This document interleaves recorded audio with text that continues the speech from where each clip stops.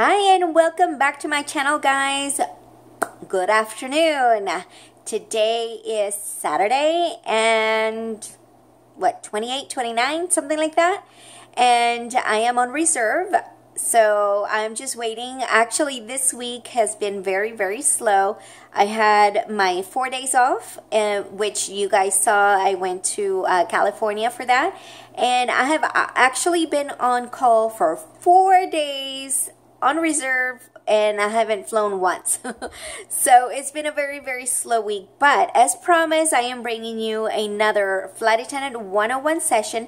And today's topic is going to be the 5 things that you should consider doing before you start applying to become a flight attendant. If this is something that interests you, keep on watching. FYI, a disclaimer, guys, these are things that I did myself before becoming a flight attendant, so I am speaking from my point of view.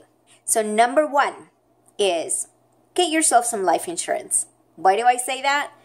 Okay, so if you guys were not aware, becoming a flight attendant is considered a high-risk job, same as pilots, people that scuba dive, and people that mountain hike and stuff. So these are questions that when I applied for my life insurance were there to try to decipher whether or not, you know, they needed to charge me more money because of the high-risk jobs. I know that a lot of companies nowadays offer life insurance, but the one thing that I can say about that is that the life insurance that is offered through a company, first of all, is usually very minimal. So, and then the other thing is that the life insurance policy does not actually belong to you. It belongs to your company.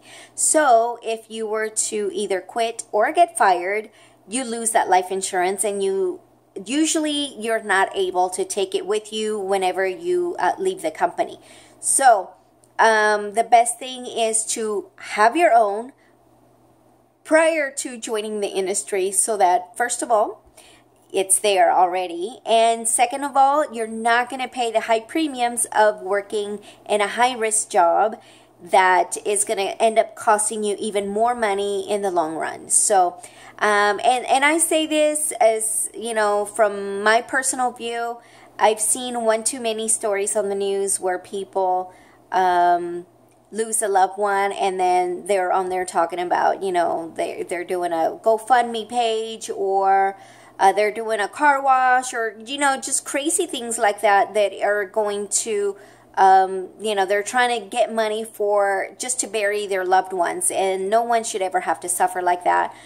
So if you are prepared and you already have life insurance, if anything should ever happen to you, because we're all going to die, you know, it's just a matter of when and how. So if you're already prepared, your family is going to be well taken care of should you not be there.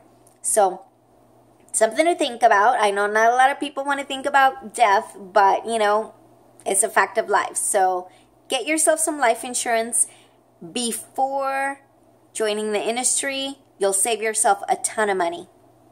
Number 2 is hearing loss. A lot of people in the industry suffer from hearing loss, and that's not really something that people talk about. So I did a little bit of research, and I have a couple of things that could help out in not losing your hearing, okay? So I have it written down here so that I can give you the information as I got it from a medical website. Now, there is an actual app that you can download to your phone, and it's called Decibel Meter Pro, and it measures the noise in the area. So this would be something that you might want to download to your phone, so that if you feel that the noise level is too much, you'll know, and then you can protect yourself. Which leads me to number 2. Protect your ears, guys. Because the industry knows that this is one of the perils of working in the industry, a lot of companies offer and have readily available those earplugs. So if you work at an airport, usually by the exits going into the tarmac and also inside the crew rooms are usually boxes that are full of earplugs. Grab a couple, put them in your pocket. If you feel that the noise level is getting too high, plug one in for just a little bit, and that will help to preserve your ears a little bit. Another thing that you might want to do is check your iron levels. Nutrients help to carry blood to your ear. So the better your iron levels, the better you are going to be. And lastly, if you take ibuprofen at least twice a week, your chances of hearing loss increase by 24%. So that is something to think about. If you take ibuprofen, you are at a higher risk of losing your hearing than someone that does not. So these are things that, obviously, I am not a medical doctor, guys. I got all of these tips and tricks from medical websites. So, you know, do your research and just know that, you know, that is one of the dangers and perils of being a flight attendant or working as a pilot or working in the tarmac, you know, like ramp agents and stuff like that. Those are some of the dangers that we come across is hearing loss because of the high levels of noise outside from the engines and stuff like that. So keep that in mind. All right, number 3, clean up your social media, guys. We live in a digital age. Companies now more than ever are actually doing their research. So just like you do research on their company, they do research on you. So go through your social media and, you know, take down anything that might be embarrassing to you that you don't want other people, like your employer, to see.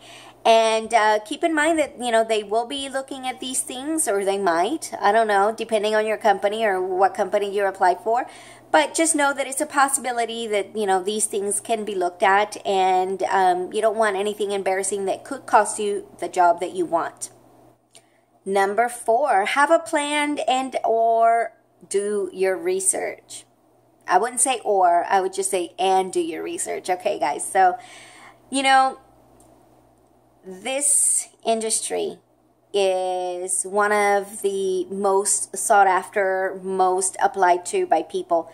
And the competition to get into this industry is very, very fierce.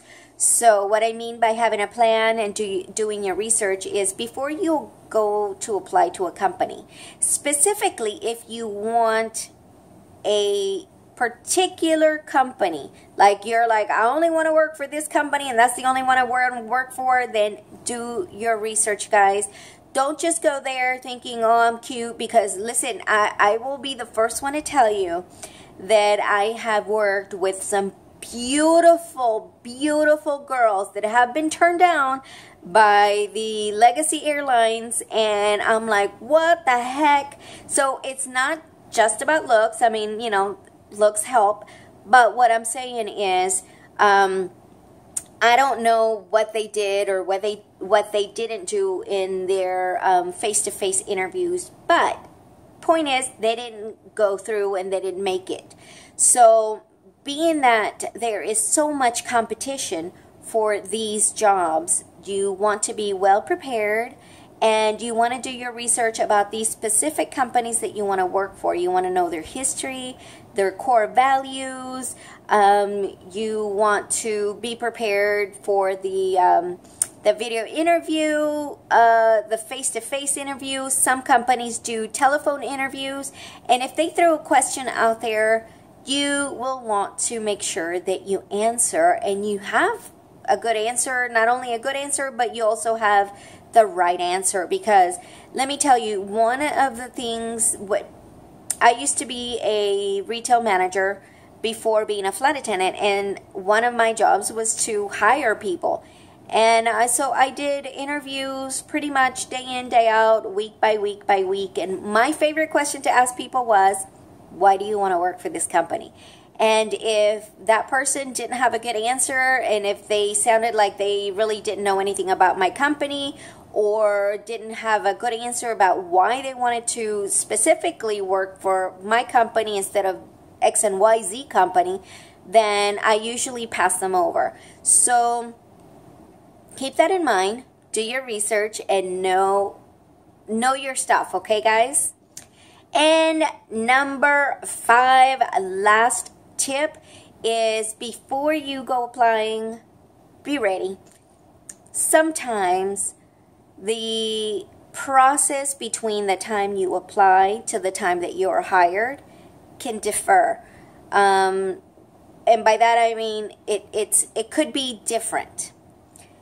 One company, I've heard of people that they applied, and then, you know, in a couple of days they have the interview, and in a couple of days they have a face-to-face, and a couple of days later they're already in the company. And then I've heard of other people that, you know, they applied, and months later they still haven't received even a confirmation letter saying, yeah, we received your application, bear with us.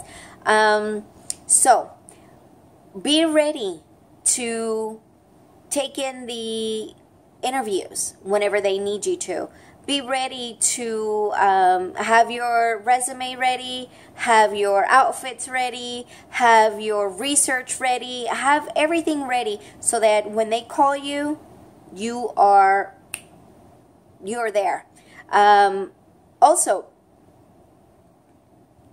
be ready to, one of the questions that they ask all applicants are you willing to relocate? So be ready to relocate.